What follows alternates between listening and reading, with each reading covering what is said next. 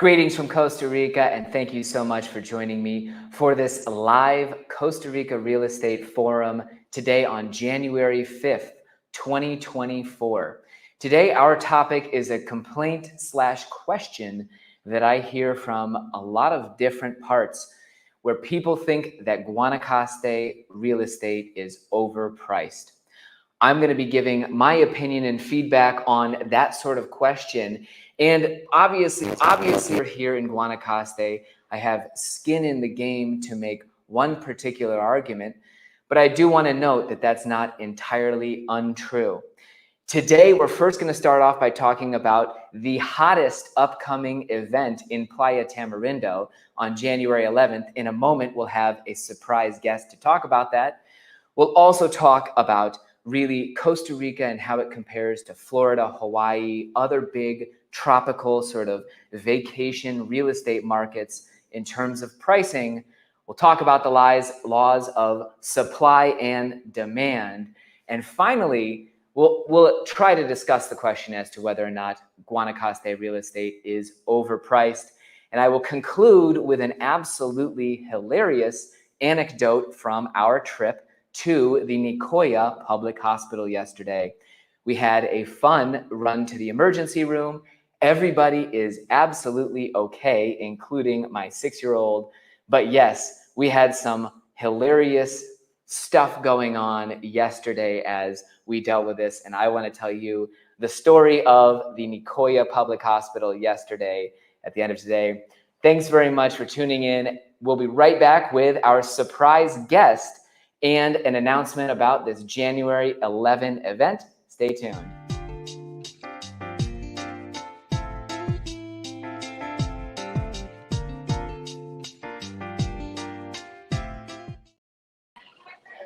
Pablo Arias joins me live from Atenas, Costa Rica. Pablo, tell us what's happening on January 11th. It's a big 111 party. Well, I'm so excited to announce we are doing this event again. We're trying to do it every month.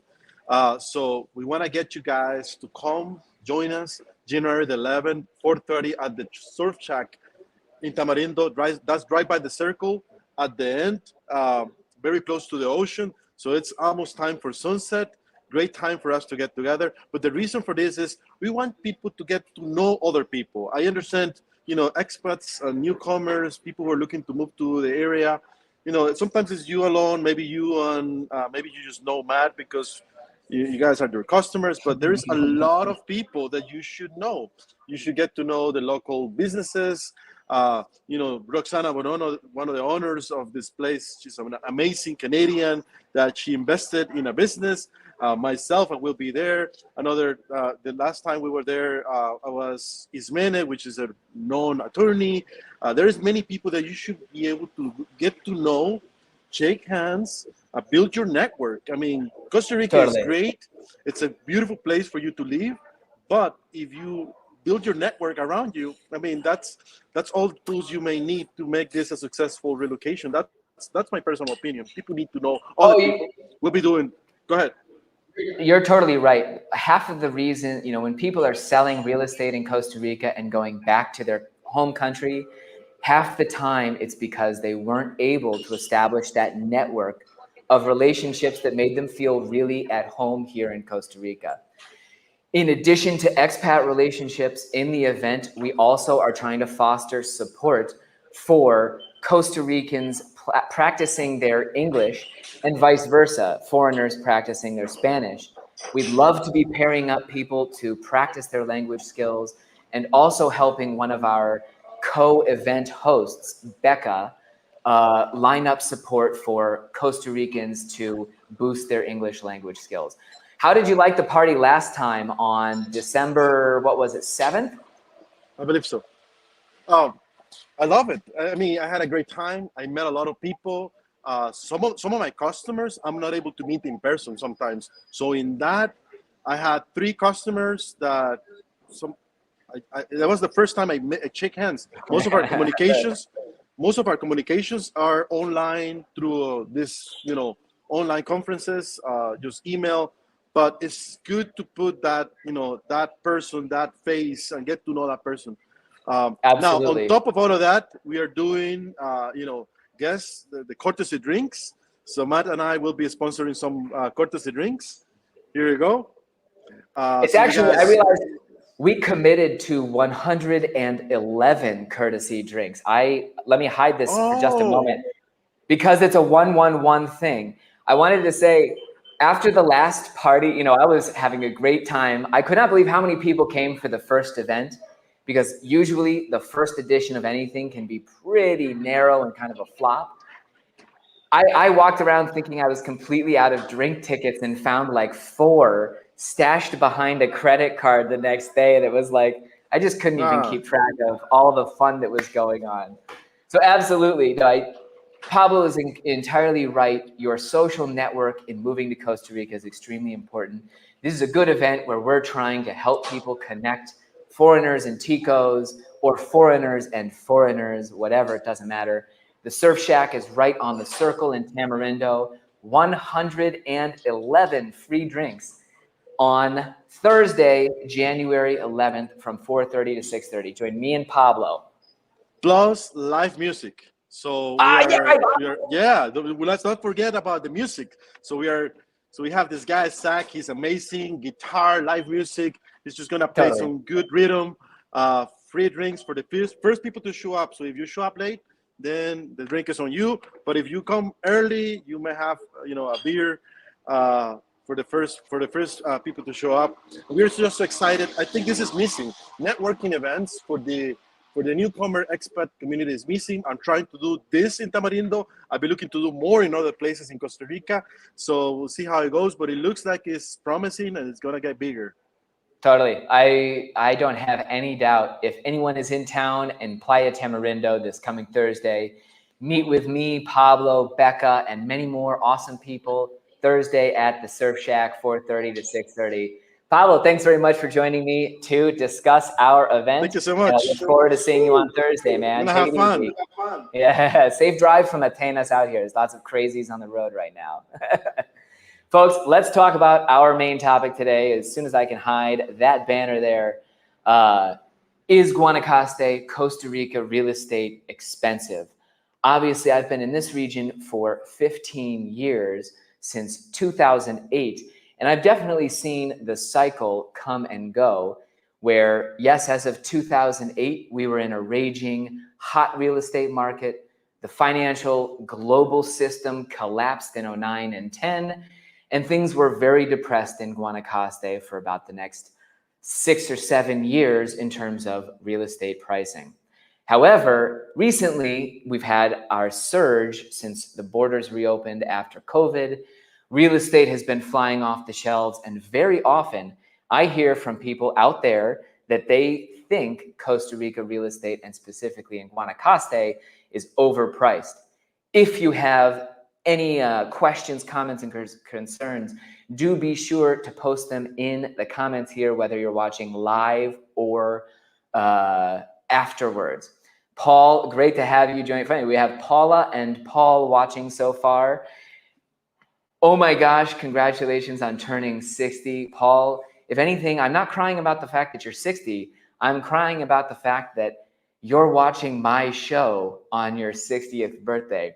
We need to talk about some more interesting activities for you to do, especially when it comes time for your big birthday. Oh, January 11th is your birthday. That's awesome. Anyway, glad you're not watching my show on your birthday. Love to hear that it's 111. I'll be able to definitely get that, or remember that rather. So let's talk about Costa Rica versus other places in the world, because it wouldn't make much sense to talk about Guanacaste being expensive without comparing it with other markets. Because frequently when I hear this complaint from people, I'll get emails saying, hey, what can I get on the beach for X price? I'll send them back, or actually they'll say, how can I get a 3-bedroom home on the beach? And I'll send them $1 million beachfront 3-bedroom home. And they'll write back enraged, oh my gosh, I could get something in the Bahamas or Mexico that'd be twice the size of that for that price. or Florida is a big one. They'll say, I need an ocean view condo with 270-degree views, 3 bedrooms, and enough space for, really for us to spread out. I'll write them an email where I say, in Guanacaste, we've got that kind of condo with those kinds of views, can also cost you close to either $1 million or above it. And the shock that comes back once again, $1 million for a simple condo. Let's first talk about supply and demand and their intractable laws and effects on pricing, and really also analyze what usually that foreigner is asking for here in Guanacaste. First, I wanted to just try and bring up Google Maps. Let's pull up a place in Florida. Let's try Key West, and I'm going to just look at the beach to give an idea of the level of development that happens all along the water. So when people are comparing this to other locations, we can begin to give some context. Wow, I do sure as heck see a lot of buildings here in Key West, and wow, I see them all the way up to the water's edge in everywhere except for about this much of the island. Over here you have absolutely, wow, completely covered in construction along the coastline. And this is one island in Florida. If we now come to Guanacaste, let's see if Google will let me. If we now come over here, one of the things that we're going to notice just to start out is that our coastline has such a smaller degree of development than Florida or certain locations in Mexico and the Caribbean, etc. That first of all, if we want to look at the supply of real estate, if you're looking to be close to the beach, there is a much smaller supply here in Costa Rica than what you're looking at in those other areas. Oh, and hopefully it was showing the map at some point. But if you look at the coastline of Guanacaste, for example, if we were to log on to CostaRicaMat.com to take a 3D tour of this area, you would see just how little development there is along some places in the coast. And really, one of the reasons people love Costa Rica is that you're going to see forested coastlines rather than dense development like you might see in other parts of the world. So if we're talking about people who, as foreigners, have a dream of finding beachfront or beachside real estate here in Costa Rica, first we're talking about an extremely narrow pool. And it's kind of like contacting someone at, an art museum and saying, I want a Fabergé egg or something very rare, and then being shocked to find out that it's expensive. Right now in the United States of America, 10,000 people are turning 65 every day, reaching that retirement age as the baby boomers hit 65 en masse. They're just one cohort looking to move to Guanacaste and to find their little piece of paradise by the beach. And very often, they may not realize that they're dealing first and foremost with this narrow supply compared to places like Florida, the Bahamas, Mexico, etc. Second of all, it also really, I want to talk about what most foreigners are complaining about. They're seeking and then saying is overpriced.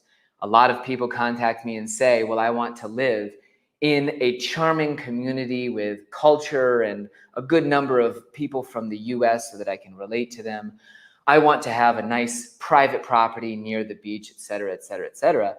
And almost all the time when people have the complaint that the real estate is expensive, they are in fact looking for stuff that's relatively prime real estate here in Costa Rica. Remember, the government put a restriction on developing anything within 200 meters of the high tide line. It's a protected swath of the coast that is almost completely forested. And so if you want to find an ocean view that's close to the beach in Costa Rica, already you're talking about a geographical oddity, a piece of prime real estate where someone has gotten up above this massive tree line, close enough to the beach to walk to it. That's one of the most frequent requests that I get that I honestly cannot meet. I want the ocean view plus being able to walk right down to the beach itself. In Florida, yes, that's incredibly easy in millions of condos because you've got high rises all along the waterfront. Here, you have high rises in only Jaco, Tamarindo, and a couple others sprinkled throughout the country. So if you're calling about ocean view real estate specifically, you will find that yes, Guanacaste real estate is very expensive, no matter what else you're comparing it to, really, because you're not going to find many pieces of land where you get both that walking distance to the water and that view. So I'm absolutely willing to admit, people who are complaining that Guanacaste real estate is too expensive, you are absolutely right for the stuff that is for the real estate that most foreigners seek, which is either in an exclusive gated community, which has that jaw-dropping view or that perfect location in a walkable town. That sort of stuff is very expensive here in Guanacaste because there is an extremely limited supply. Now, will this shift with time? You can watch my 2024 predictions for some general thoughts. Remember, Guanacaste is also a completely cash market for foreigners. So sellers entirely own their property outright.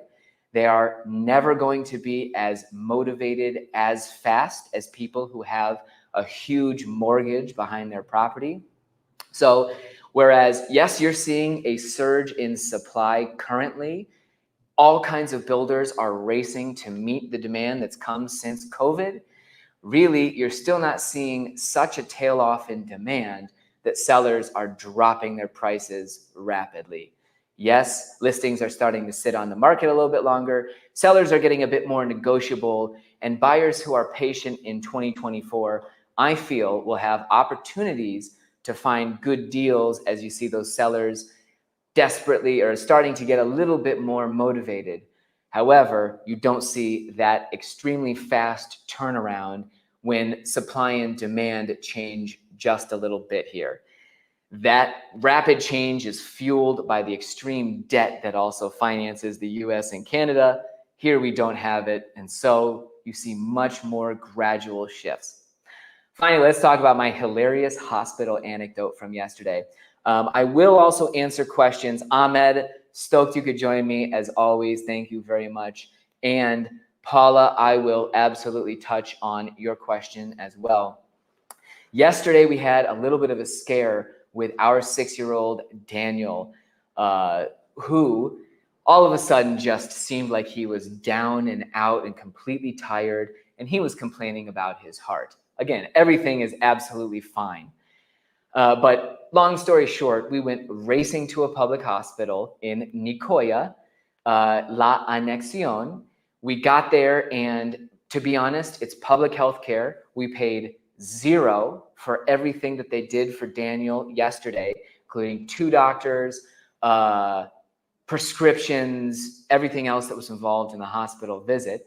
It took a little longer than I would have preferred as the father of a little boy who just seemed like he might be having a heart problem. But in the end, the funniest moment came when it was clear. So what essentially happened was, yes, Daniel had actually a fever that we didn't notice because while he was, sort of collapsing, he was at a pool. This fever had caused his heart to go, he was tachying and et cetera. And in the hospital, they immediately said, well, we need to get him something to bring down the fever. You'll need to go over to the injectable clinic so that we can just give him, the medicine really, really fast and get the fever down. Daniel and I go over to the injectable room, injectables, and the woman, the nurse in the room looks at him and says, oh, yeah, this is Daniel. Ooh, I'm afraid that this is a suppository. It will be, done through the rectum. And I said, oh, look, it's absolutely no problem. I just need my son to feel better. I was happy because we had just got his diagnosis. The nurse takes the little white package, pops it open, and extends her arms towards me, helpfully presenting the pill. And I just looked at her. I said, oh, I'm putting this in? And she said, yes, you're going to do this. So Costa Rica public medicine at its best. I had an overall awesome experience. I was asked to administer the suppository because that's how the Costa Rica hospital works. We did it successfully. Nobody, it's amazing how fast that thing kicked in. Another interesting thing I wanted to mention, it turned out that Daniel, we were just worried about his heart because of his past, etc.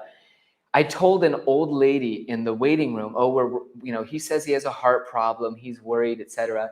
She asked him how he was, kind of touched his forehead. She sat down in a seat and said, lo que tiene es una infección de las glándulas. She immediately said, he just has a gland infection or a lymph node infection. 20 minutes later, the doctor was saying the exact same thing. Oh, Daniel, you just got a lymph node infection. So it was so fun. We come out of the doctor's room. I smile at the lady, and say, wow, they could hire you and save everybody a lot of time. It's just a gland infection, like you said. And, she's super proud, this little old lady there at the hospital. The other funny thing is that everybody at the hospital turns out to be almost an expert. There are 15 different little offices for, you get your medicines at one room, you get an injection in the other, a review, classification, triage. I could ask anybody sitting in the halls, oh, we're looking for the farmacia. And even if they were a patient there themselves, you could tell people are in this hospital often for their medicines, for the socialized healthcare, and all of them were super helpful. Oh, you just go 2 doors down on the left, people there were extremely friendly and helpful. Now I want to talk to Paula about a video on condo concessions. That is a very interesting question to ask. And I want to just, first of all, delve into the fact that in Costa Rica, your condominium, you can still own it absolutely outright with fee simple titled ownership, just like you would own a US or Canadian property or a Costa Rican property that is not a condominium. There isn't any kind of removal of ownership rights by it being a condo. In the registry here, you still have titled property that you control. It's just that your titled property is a little square inside of a building or a square of land inside of a bigger development. And you can absolutely own that as fee simple titled ownership versus a concession. In Costa Rica, when we're talking about concessions, we're talking about leases that the government can give to people for land that is within that 200-meter oceanfront area. So essentially, the government can lease that land to Costa Ricans for their use according to regulatory plans. And yes, they could do a concession to a condominium building. So you would find legal situations where a condo, 3-story, 7-story building has been built on property that itself is leased from the Costa Rican government. Concessions in Costa Rica are a very secure form of ownership, and in some regards, they have a bit more security or formality than other titled properties, and I'll explain why. If I buy a titled piece of property on a public road, by Costa Rica law, if there is no special zoning plan for that piece of land, which there isn't any special zoning plan for land that is not on the coast, that land can be used for any purpose, either commercial or residential. So titled land is actually very flexible. And if you want to buy away from the ocean without a concession, you may, if you're not buying in a gated community, you may see that someone could buy the lot next door to you and put in whatever business they choose years down the road. Concessions, however, are all very tightly regulated because they're on the coast where, yes, municipal governments have put up zoning plans specifically to define the concession taxes. This became a very long-winded answer. My apologies. Long story short is, yes, your condo building may sit on a property that is a concession, but concession property can be renewed in perpetuity.